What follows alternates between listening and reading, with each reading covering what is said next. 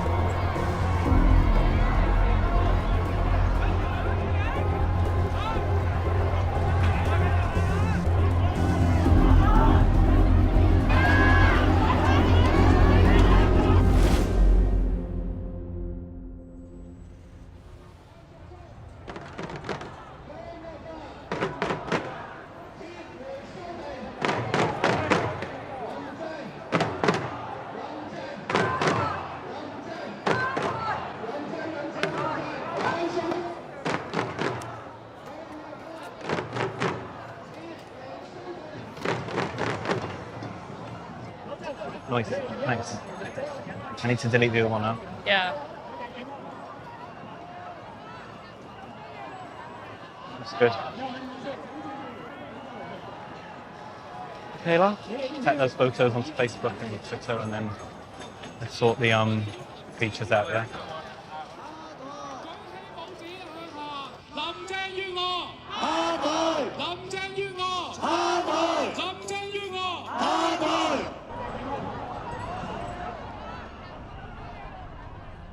Hong Kong's freedoms, civil liberties were meant to be maintained for 50 years after 1997. But we've just seen a much more heavier-handed sort of crackdown on freedoms and civil liberties in Hong Kong.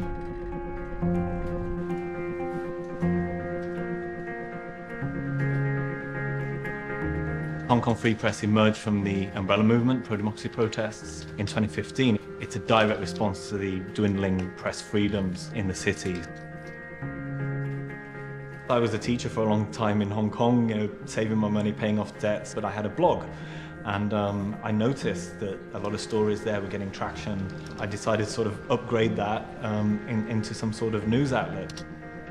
The tools to set something up like this have been democratized, and I think we can have just as big a voice as the biggest news outlets. It would be nice to do Carrie Lam as a headline. Don't worry, I'm on it, yeah.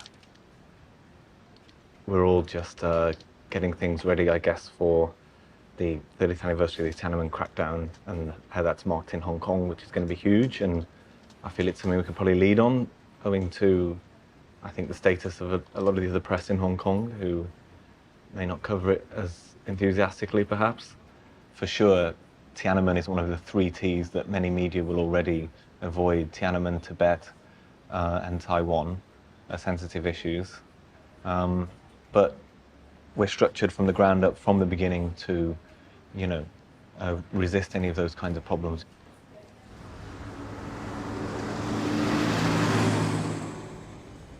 There's a whole bunch of stuff. Bloody hell. Maybe, Holmes, you kick off with what's going to happen in the next couple of weeks anyway, and stuff that maybe we don't know about. There is the commemorative events for June 4th. We'll basically have the live blog piece, which is a page, and the pre-write, which is continually updated, which is the other piece. So I got Todd Darling and Dan Garrett who are doing photos. Then I thought we'd have you pre-write. When do you want to publish the pre-write? As soon as it kind of kicks off, so we're first. Okay, epic couple of weeks.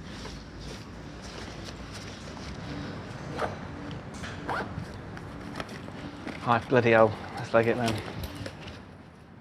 I see long hair. There you go.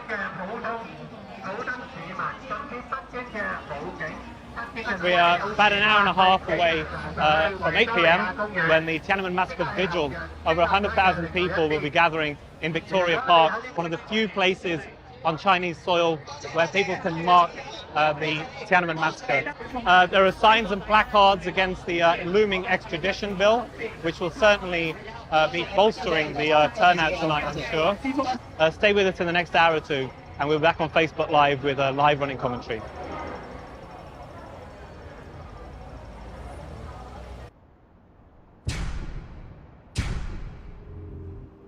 平反六四，平反六四，公義必勝，公義必勝。我哋譴責呢個屠城嘅政權，但專制政權嘅本質就係用恐懼去統治人民。有朋友同我講話擔心日後假如呢個送中惡法通過咗之後呢，唔知能唔能夠公開悼念六四，都有機會要送返大陸受審，甚至坐監。我哋一定要繼續珍惜我哋呢個自由。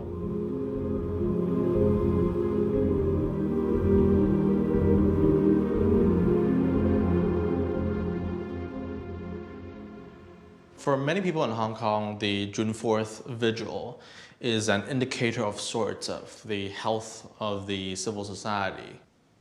We do a roundup of all the major print newspapers in Hong Kong the day after to provide our readers with a sense of the media landscape as it is in Hong Kong. So first of all, you have Apple Daily, a newspaper with pro-democracy leanings. The slogan here is "Vindicate June 4th, justice will prevail." Now, on the other end of that spectrum, we have Wen Wei Po and Ta Kung Pao. They are financially backed by the China Liaison Office. So we usually say Beijing-backed newspapers. There is not a single mention of the vigil at all. Other media outlets have pressures that HFP do not. I think the issue of press freedom in Hong Kong is far more treacherous than in the mainland China. In the mainland, you know how the battle lines are drawn.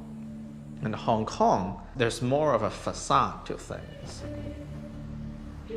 In Hong Kong, we don't have sort of news outlets that are churning out completely fake stories. The big problem when it comes to truth and accuracy is that they tend to be either outright owned by China or they're run by tycoons who have business interests in the mainland. Almost everybody, it seems, is touched by, if not outright censorship, but self-censorship.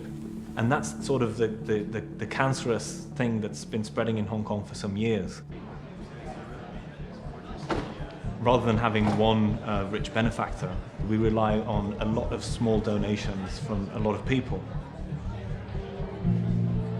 Self-censorship is a big issue, but we try to fill in the gaps, stuff that other newspapers aren't covering. We try to kind of cover that and, you know, give a platform to that kind of news.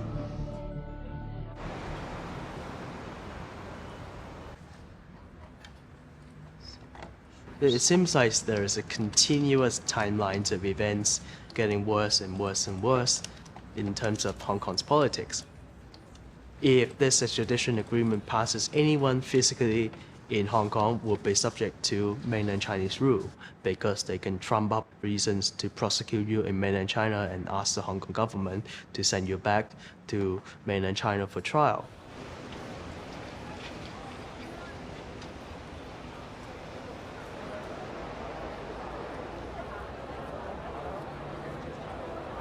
This is a silent march organized by the legal profession and mainly for the legal profession to express our deepest concerns regarding the extradition bill. People's powers matter. We have to believe if we have sufficient number to go to the streets, Beijing will have to listen.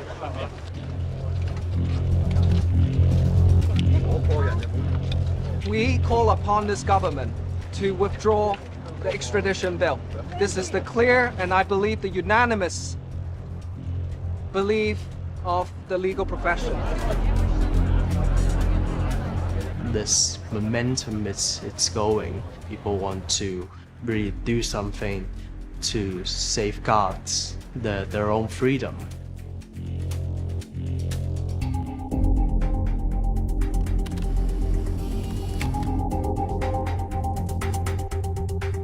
I think this is a good place to cover politics in the sense that although it's a very difficult situation that we're in, we try to sort of make some impact with the little resources that we have. 林鄭與民為敵，你係我哋嘅敵人啊！而家點解要出賣香港人？ The pro-democracy lawmakers are having a vote of no confidence in Chief Executive Carrie Lam. 唔好害香港人，躝屍趌路，馬上辭職！ It's not going to pass, but they're trying to make a symbolic gesture. 唯一能夠做嘅就係集結好人民嘅力量，6月9號嚟上街，話俾林鄭月娥聽，話俾你張建宗聽，特區政府係唔可以隻手遮天嘅。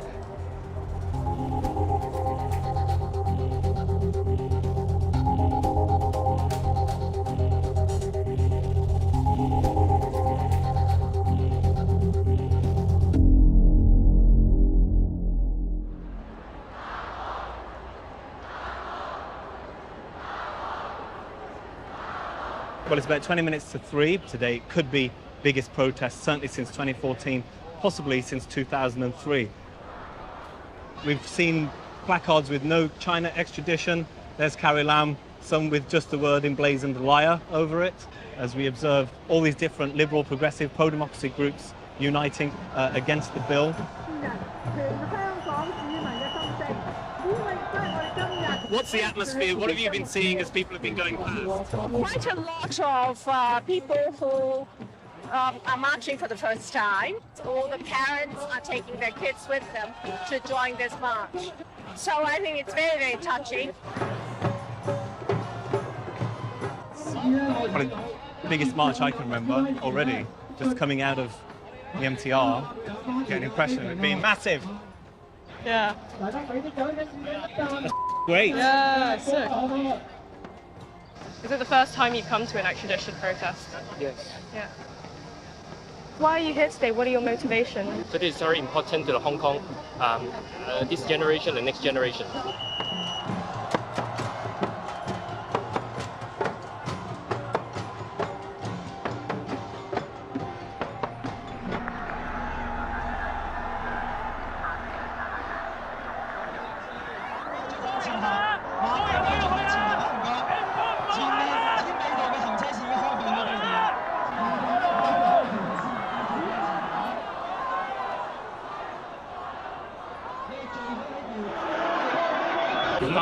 This is Chris Jane of Hong Kong Free Press. Protesters have been gathering at the Legislative Council at the end point of the march.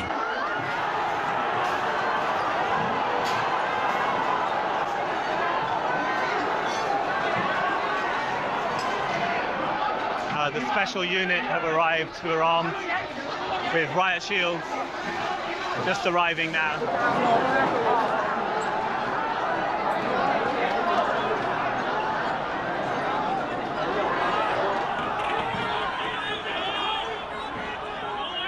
The police are pushing reporters away again to stop us from filming the process. The police are saying, get ready for some sort of action.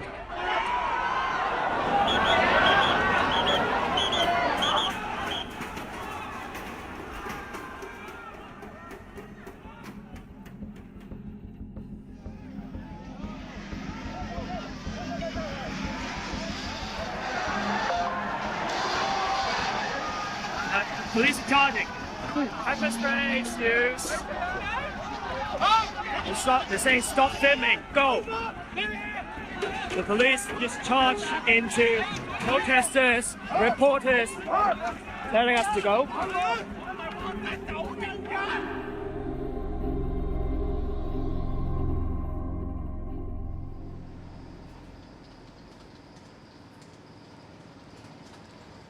So 19 people arrested. So 19 arrests, and Yeah. they've made a show of weapons confiscated and stuff, I see. It's been a sleepless long night.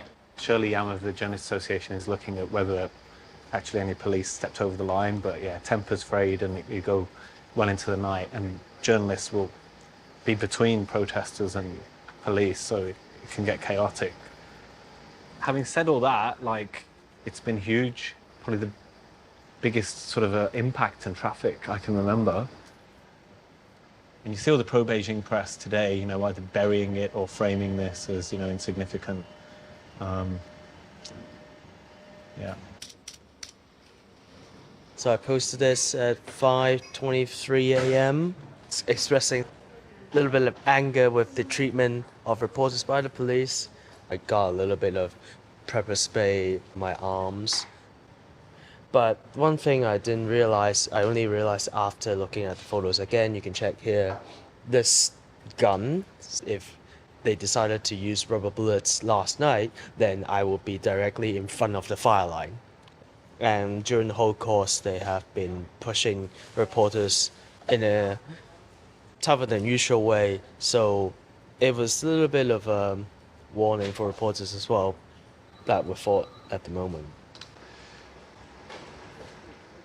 Historic march, because that was by far, I think, the largest in history. But we wake up this morning and government standing firm, no changes. It will be, you know, rammed through the legislature.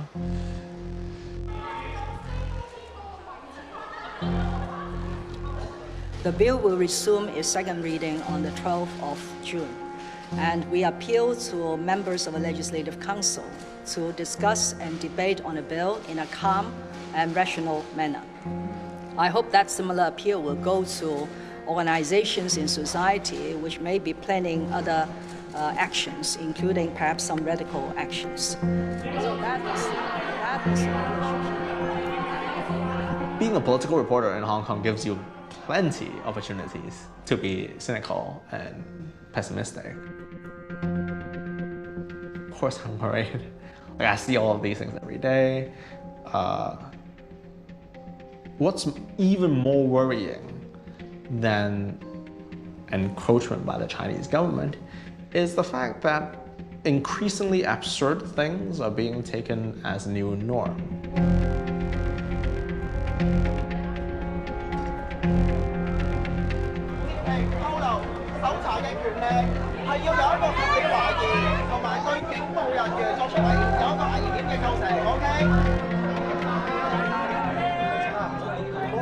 It's very hard to tell whether it's considered to be safe to be working in Hong Kong.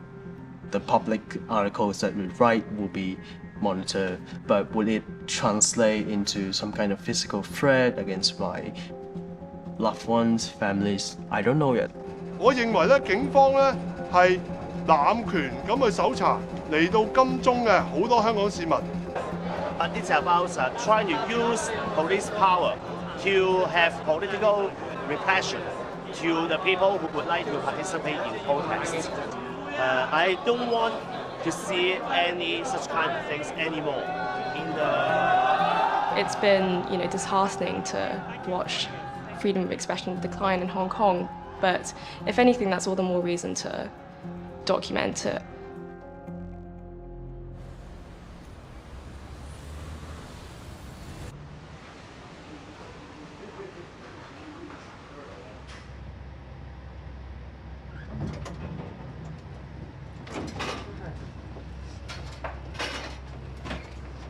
But do you think people have lost confidence in civil disobedience and protest as an effective tool? Do you think that people have lost confidence in protest? This using the law as an instrument of suppression have been there for some years already. When you look back at what happened in Hong Kong after the umbrella movement, it's a revenge against all activists, especially younger generation. And then with the extradition bill passed, it would be from rule of law to rule by fear, because then it had a chilling effect of anyone in Hong Kong. And I think that's exactly what the Communist Party want. So we are asking people, of course, not to give up, because we still can fight back, I believe.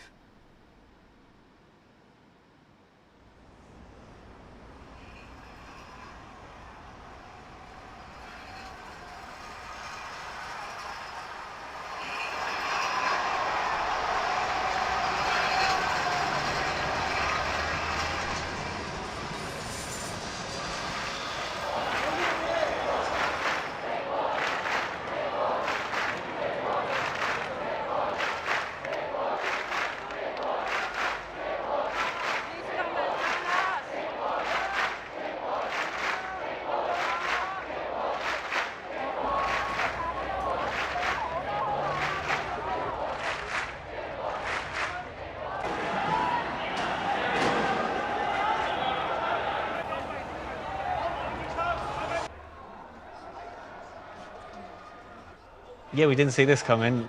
They've cancelled the legislative debate on this because lawmakers logistically just can't get near the legislature. So all sections of society just wouldn't normally speak up or aren't allowed to speak up, are publishing statements, signing petitions. You know, we're seeing strike action, which is so rare in Hong Kong. I just don't recall seeing, hundreds of businesses close. I think the police is analyzing what they should do. And the protesters as well, they're kind of like playing a chess game. I only see two suspects being forced on the ground, and the police officers were very agitated, and they say they were arrested, pointing me to a scratch on his hand. Big deal.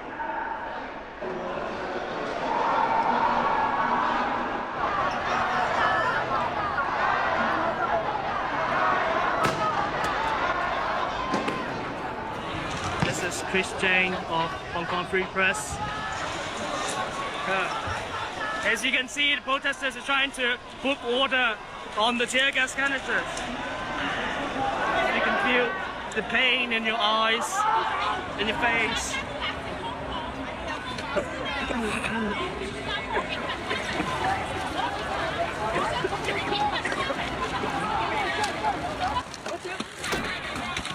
Another several canisters fired.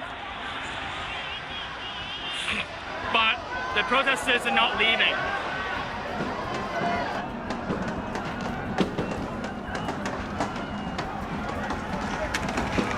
Police is closing in.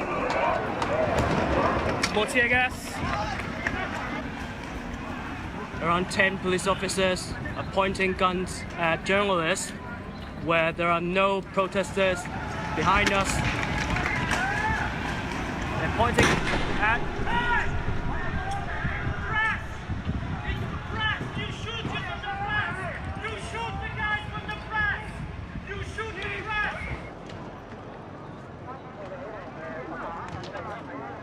Well, police seem to be gearing up again down there. Armed police with rubber bullets, bean bags, clearing protesters over the last couple of hours, firing volleys of tear gas around Harcourt Road, Tin Mate Avenue, Lung Wo Road.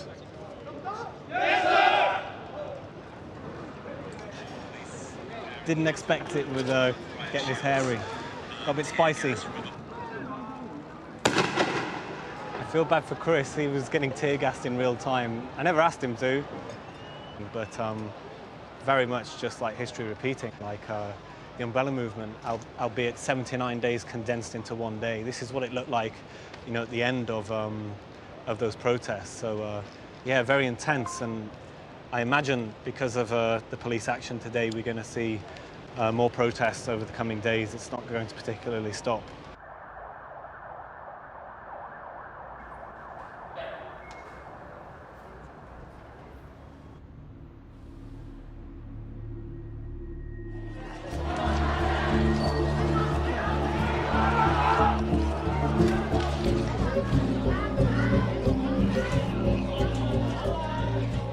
I felt it's right that journalists reporting on Hong Kong should have a very deep engagement in the fate of Hong Kong.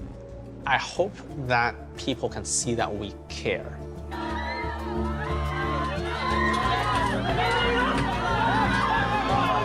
What will happen in 1, 2, 3 or 4 years?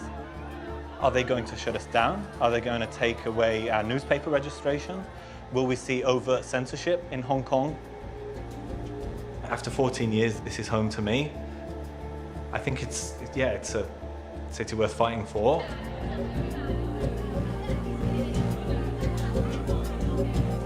I'm probably the most pessimistic person in the room, but I guess the good thing about Hong Kong is that it has a very vibrant civil society. Whenever the government does something, there is a big response.